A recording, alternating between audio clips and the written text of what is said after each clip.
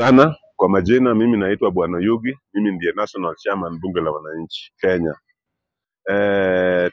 Ningependa kutoa habari kuhusu hii budget ambayo tunaenda kusomewa Thursday kule bungeni yetu.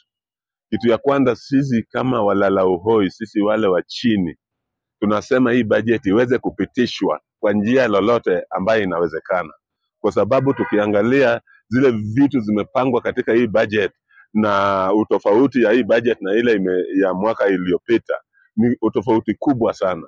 Tukiangalia tukianza na mfanyikazi wa chini ambaye walikuwa wako na allowance ya shilingi 2,000 katika kazi yao. Saa hii tunaona hii budget ya saa hizi ambayo tunaenda kutangaziwa pale, wameongezwa mpaka 10,000 allowance ya mtu wa chini.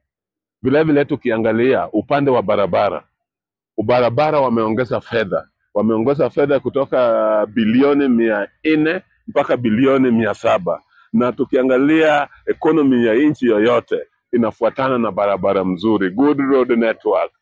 Na tukiangalia sana, tunasema ya kwamba tukiwa na barabara mzuri katika nchi yetu ya Kenya, hiyo dawa, hiyo elimu, hiyo chochote itafikia mwananchi wa kawaida mahali wako.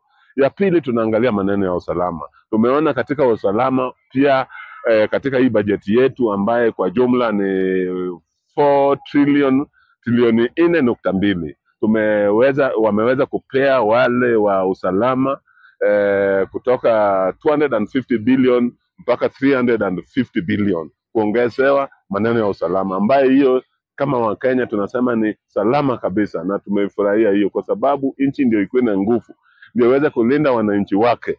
Lazima usalama iangaliliwe kwa hali ya juu, na tumeona sisi kama Wakenya tunataka usalama yetu ing'arishwe.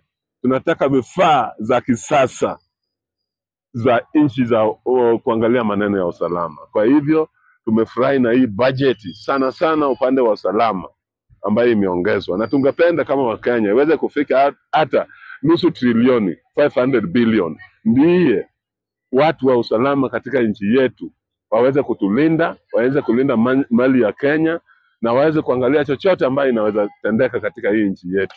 Vile vile tumefurahia maneno ya health vile imepangwa katika hii bajeti. Hatutaendelea kueleza zote, wananchi wameona na wamesoma. Maneno ya health ni mzuri.